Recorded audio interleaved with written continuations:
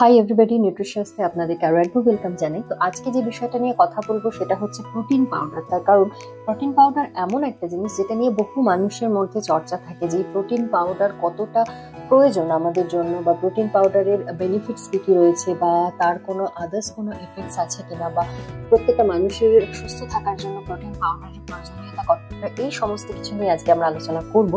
But ভিডিওটা শুরু করার আগে যেটা সবসময় বলি, যদি আপনাদের এই ভিডিওসগুলো ভালো লাগে তাহলে অবশ্যই লাইক করবেন, কমেন্ট সেকশনে আপনাদের মতামত জানাবেন, এবং চ্যানেলটা যদি ভালো লাগে তাহলে কিন্তু অবশ্যই সাবস্ক্রাইব করবেন। তো চলুন ভিডিওটা শুরু করা যায়।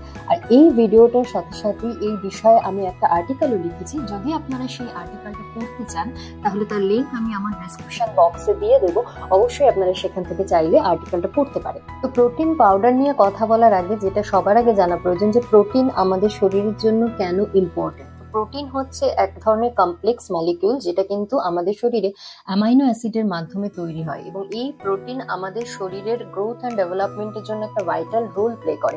সেটা মাসেলের গ্রোথ অ্যান্ড ডেভেলপমেন্টের জন্য বলুন, টিস্যু রিপেয়ারিং এর ক্ষেত্রে বলুন, বা আমাদের শরীরে নিউট্রিয়েন্টসের ট্রান্সপোর্ট বা স্টোরেজের ক্ষেত্রে, সেলের মধ্যে কমিউনিকেশনের ক্ষেত্রে, সমস্ত কিছুর ক্ষেত্রে কিন্তু প্রোটিন একটা ভাইটাল রোল প্লে করে। সুতরাং প্রোটিন আমাদের শরীরকে সুস্থ রাখার জন্য ভীষণভাবে প্রয়োজনীয়।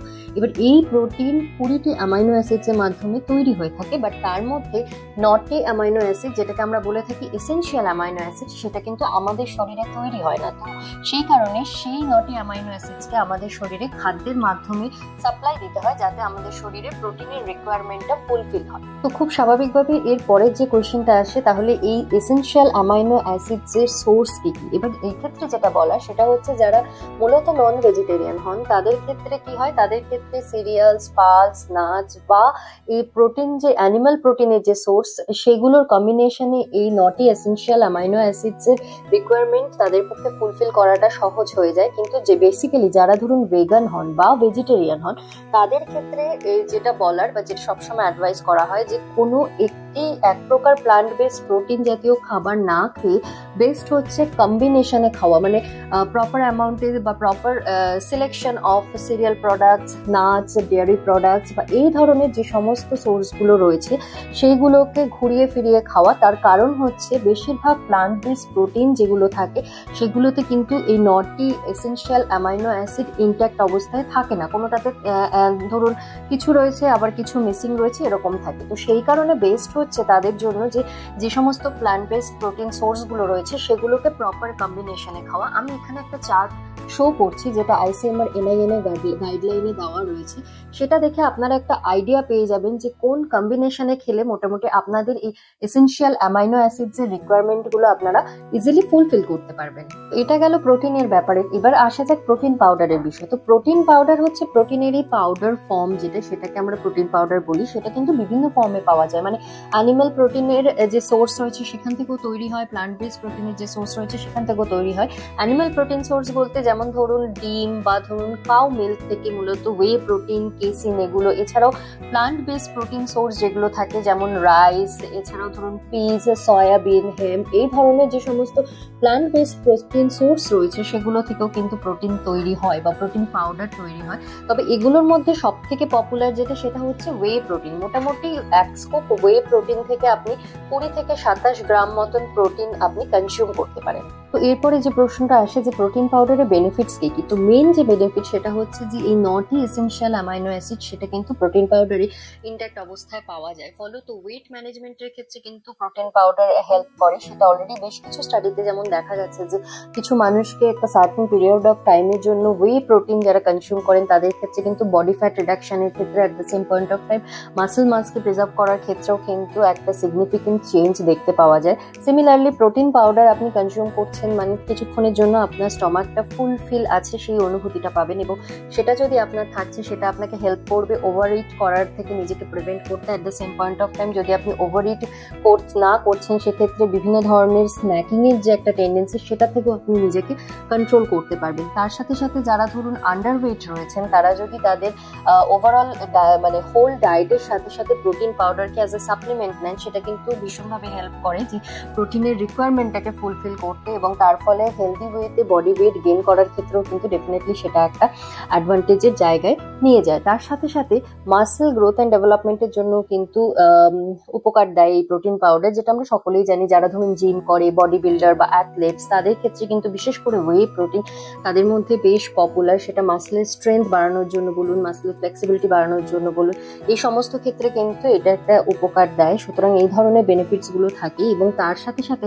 যারা ধরুন বয়স্ক মানুষ, তাদের ক্ষেত্রে যেটা মেইন সমস্যা হয় যে বয়স বাড়ার সাথে সাথে মানুষের খাবারের পরিমাণটা কমে যায়। সেটা নানা কারণে হতে পারে, সেটা তার শারীরিক অসুস্থতার কারণে হতে পারে, প্রপারলি চিবিয়ে খাওয়ার যে প্রবণতা সেটা কমে যায়, তার ফলে কি হয়, খাবার হজম হতে অসুবিধা হয়। এবং এই ধরনের সমস্যাগুলোর ফলে কোথাও না কোথাও নিউট্রিশনাল ডেফিসিয়েন্সি বয়সকালে কিন্তু ভীষণ কমন, এবং তার ফলে এবং তার মধ্যে প্রোটিন অন্যতম।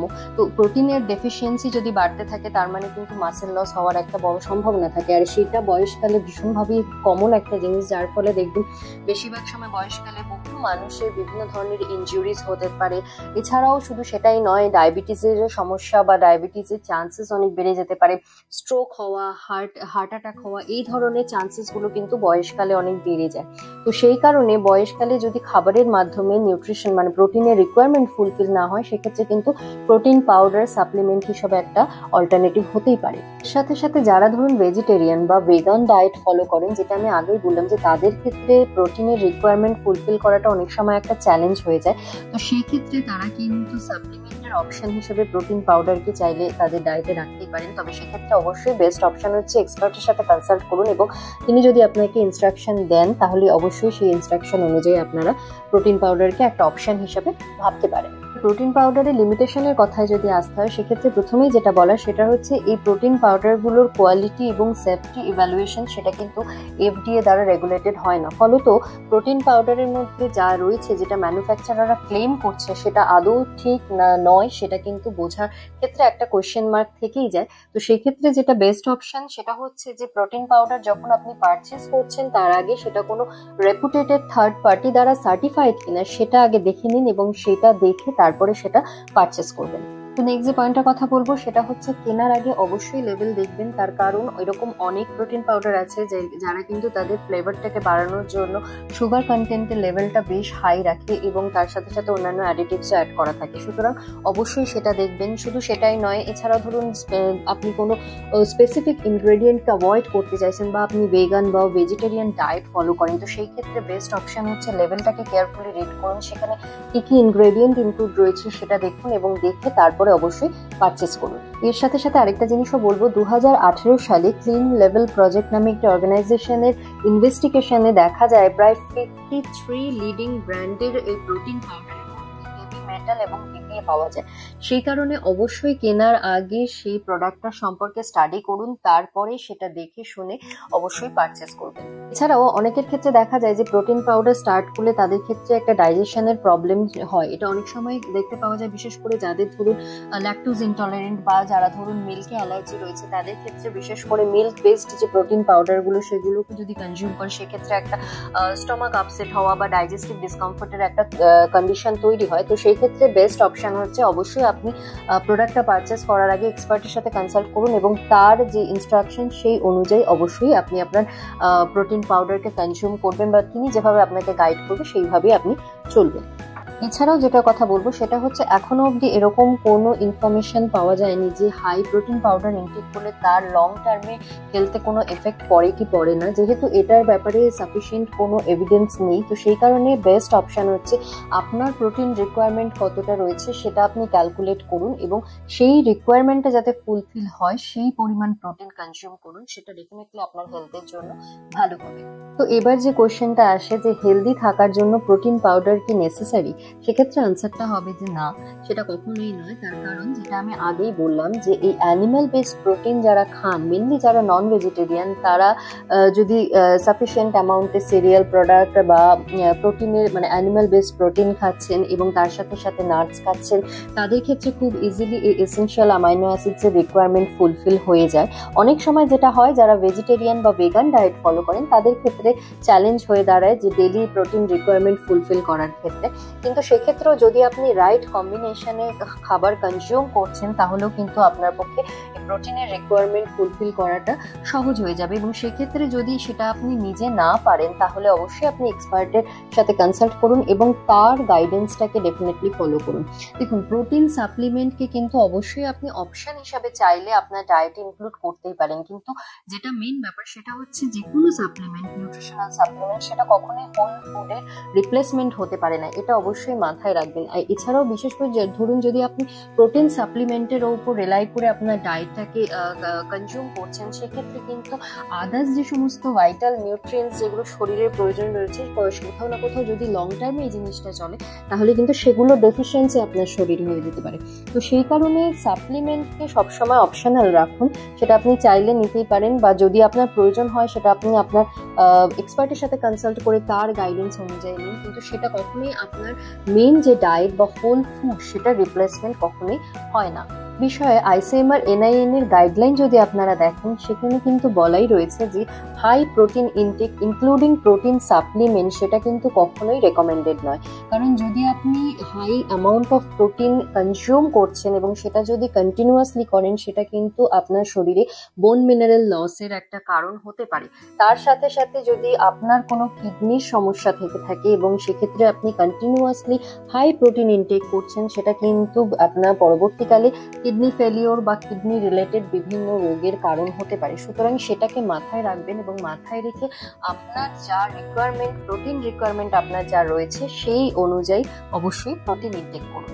তো সবশেষে এটাই বলার, সেটা হচ্ছে প্রোটিন পাউডারকে যদি আপনি সাপ্লিমেন্ট হিসাবে আপনার ডায়েটে ইনক্লুড করতে চাইছেন আপনার প্রোটিন রিকোয়ারমেন্টকে ফুলফিল করার জন্য, সেটা আপনি করতেই পারেন, কিন্তু এই প্রোটিন পাউডারকে কখনোই আপনার ডায়েটের রিপ্লেসমেন্ট বানাবেন না। কারণ ব্যালেন্স ডায়েট কিন্তু আমাদের শরীরকে সুস্থ রাখার জন্য ভীষণভাবে প্রয়োজনীয়। এবং তার সাথে সাথে আরেকটা জিনিস যেটা বলবো সেটা হচ্ছে প্রোটিন পাউডার আপনি নিচ্ছেন কি নিচ্ছেন না সেটার থেকেও অনেক বেশি ইম্পর্টেন্ট যে আপনার প্রতিদিনের প্রোটিন রিকোয়ারমেন্ট ফুলফিল হচ্ছে কিনা এবং তার জন্য কোন সোর্সটা, মানে কোন ফুড সোর্স আপনি কতটা কনজিউম করবেন সেটা ক্যালকুলেট করা এবং সেই অনুযায়ী হাই প্রোটিন কন্টেনিং ফুড যেগুলো রয়েছে সেগুলোকে কনজিউম করা, সেইটা অনেক বেশি ইম্পর্টেন্ট ডেলি প্রোটিনের রিকোয়ারমেন্ট ফুলফিল করার জন্য। কারণ প্রোটিনের রিকোয়ারমেন্ট যদি ফুলফিল না হয় তাহলে কিন্তু ডেফিনেটলি সেটা আমাদের শরীরের জন্য একটা ক্ষতিকর প্রভাব ফেলতে পারে।